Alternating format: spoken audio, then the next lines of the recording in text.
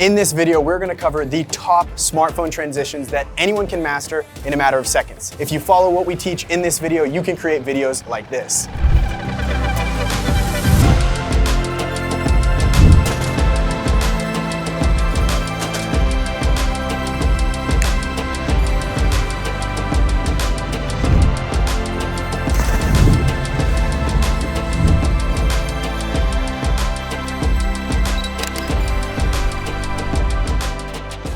So not only are we going to cover the transitions from that video, we're also going to cover a ton more applications of the core video transitions that any content creator in 2023 needs to know.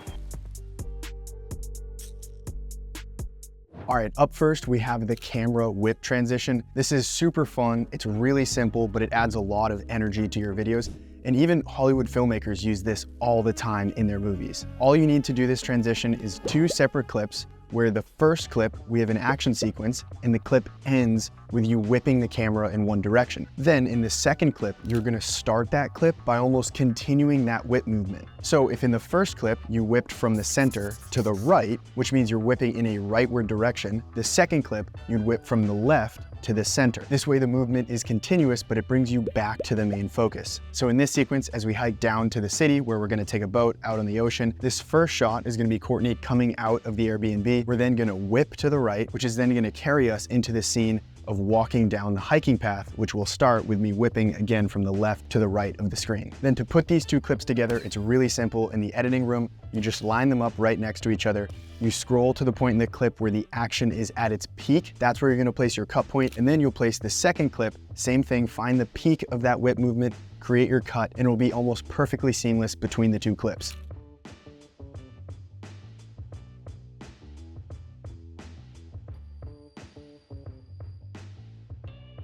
Now, I always recommend planning out these whip movements as much as you can, because if you forget, you might start whipping in the wrong direction, which is gonna have a very non-seamless look to it. Now, you can solve this by actually flipping one of the clips. So if you whipped from the left to the right and then accidentally from the right to the left, you can flip that second clip, which is gonna make it appear more seamless. On top of that, if you have no idea what you're actually doing with these transitions, you can always film the clip a couple times with a few different whip movements. That way you always have one where you can actually match up. Okay, up next we have the wipe transition, which is also called a foreground mask transition. We'll get to why in just a second. This is another really cool transition.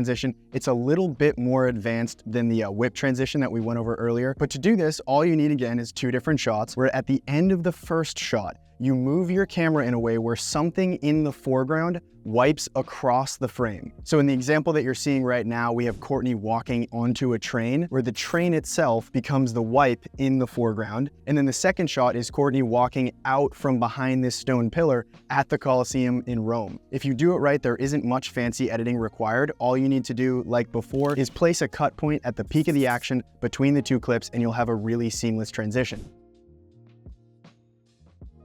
Now here in this scene, if you noticed the second shot after the camera whip transition, you can see I'm panning to the right and we go behind this pole in the foreground. Now again, just like before, the reason we do that is because we can use that pole crossing the frame in the foreground as the element to transition into the next clip down in the city, done with all of the hiking. My best advice for completing this transition in the easiest way possible is to find an object to place in your foreground and get it as close to your camera as possible. If you can have that object take up literally the entire frame, you really don't need to do that much editing. On the flip side, if the object is a little bit separated from your actual camera, it might not take up the entire frame. It might just span the entire frame from top to bottom, but not right to left. This is why we call it the foreground mask transition, because instead of just cutting at the point where the entire screen is covered, we actually have to draw a mask, which is kind of like a portal into the clip, showing what's ever beneath it. You're almost erasing a portion of the clip. And then as that object transitions in the foreground, we have the mask follow that object, which slowly reveals the entirety of the next clip. It is a bit more advanced, but you can do it in smartphone and computer editing programs. Either way, if you want to make life easy, just get that object to take up the entire frame. One pro tip when you're doing these transitions, hold your finger on the screen where you know the main point of the scene is going to take place. That's going to lock the exposure and the focus, so it isn't changing as you're going up and down and moving your camera around.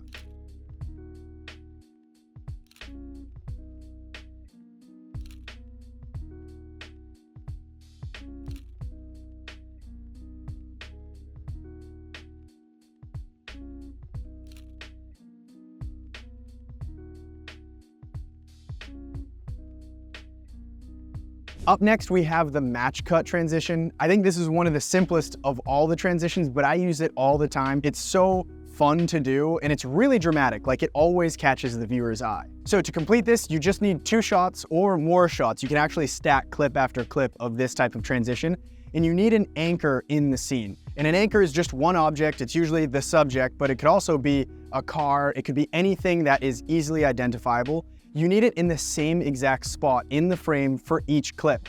Then, once you have them lined up, you just make the cut point between the clip one after another, and you have all these really cool transitions where the viewer's eye is drawn one clip into the next because that anchor is always static in the frame. So what we did here in our video, after the wipe transition coming out from behind the tree, I just faded the camera slightly to the right, I put up my hand and I snapped in frame.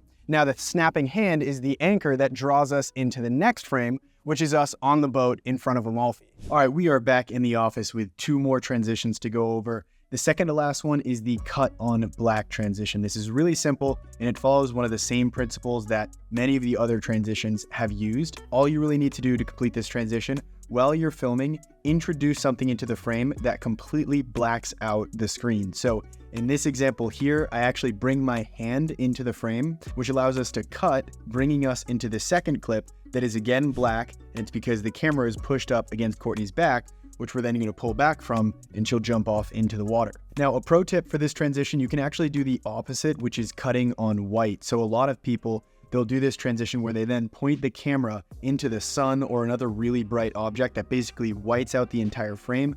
That's an opportunity to cut and then transition into another clip that starts being fully white and then goes on into whatever the action of the scene is. Then last here, we have probably the most advanced transition of the entire video, and that is the chroma key green screen transition. Now, I'm actually going to walk through exactly how to edit this transition because it is a little complex, but basically you, like all the other ones, need 2 clips. The first clip is going to be some sort of action, and then the second clip is going to be the recording of somebody holding up a screen where the screen is all one color. Usually it's going to be green because that's really easy for editing programs to key out, which we're going to cover in just one moment. Now I'm actually recording my phone screen right now, and we're going to walk through the entire process. Now you can do this on basically any editing app. The button's just going to be in a slightly different location. I'm using VN Video Editor, which is one of my favorite smartphone apps. We're going to click on New Project, and I'm going to select the clips that we're actually going to edit with. So here we have the green screen clip. I'll show you what this looks like right here. So we pull back from the phone, that looks good. Now the second clip here doesn't really matter, so I'm just going to select one of these vertical clips and then we will bring them in. Now I actually want the second clip to be the phone, so I'm going to hold that, bring it to the back.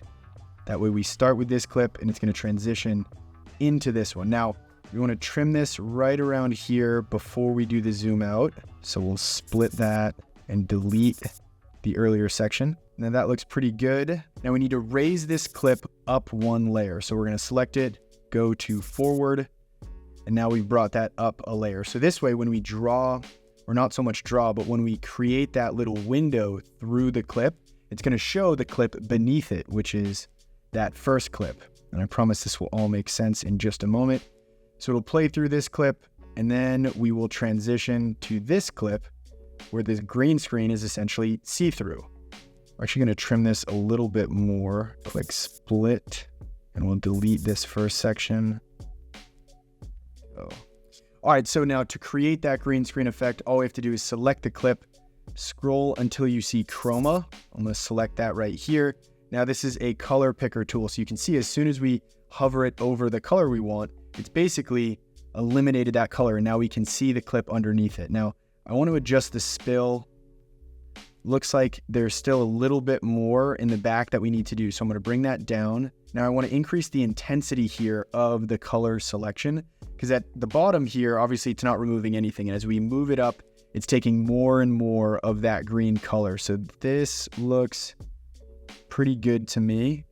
And now the spill, if you increase the spill, it removes all the green from the entire frame, which we don't want. We obviously have trees and plants in the background. So I'm going to lower this, and it honestly looks pretty good right there. So we're going to click the checkbox.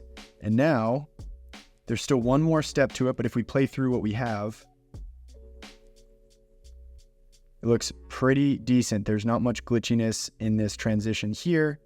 The only part is it kind of harshly comes up. You can see the frame of the phone. So all we need to do here is create a keyframe.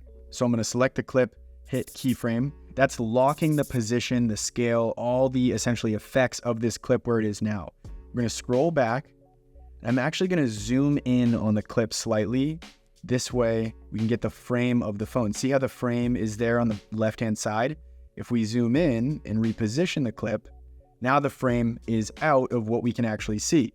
If you look on the timeline, you can see it's created another keyframe there, and you can see the scale moves as it transitions between those two keyframes. So now the phone more naturally comes into screen versus just popping up out of nowhere before. So if we play this back, in just about a minute or two of editing, we have a very unique smartphone transition, all shot and edited using free apps on our smartphone, which I think is super cool.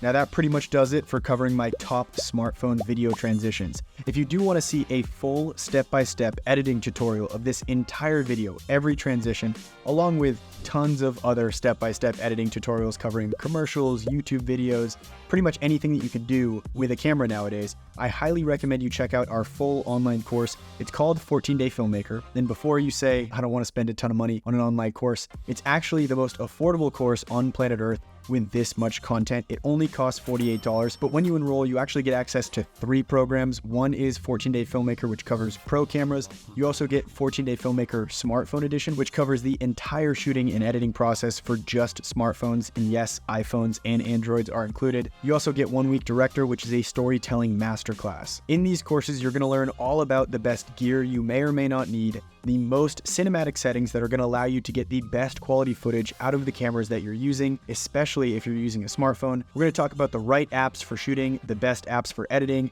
how to use them to create all the content that you want, how to get cinematic movements, how to get professional lighting, how to record high quality audio. There's literally so much covered in this course. It's crazy, but it's all structured in a 14-day format where each module builds one after another, helping people master the process, learning all the things they didn't even know that they needed to know in a super fast time frame. Over the past 2 years, we've actually had over 85,000 people enroll in this program, and they are absolutely crushing it, creating viral content for their social media channels, YouTube videos that they're super proud of, commercials for their brand, or commercials for other businesses where they can charge for it. There's a ton more included in this course. If you are interested, there's a link to enroll in the description of this video.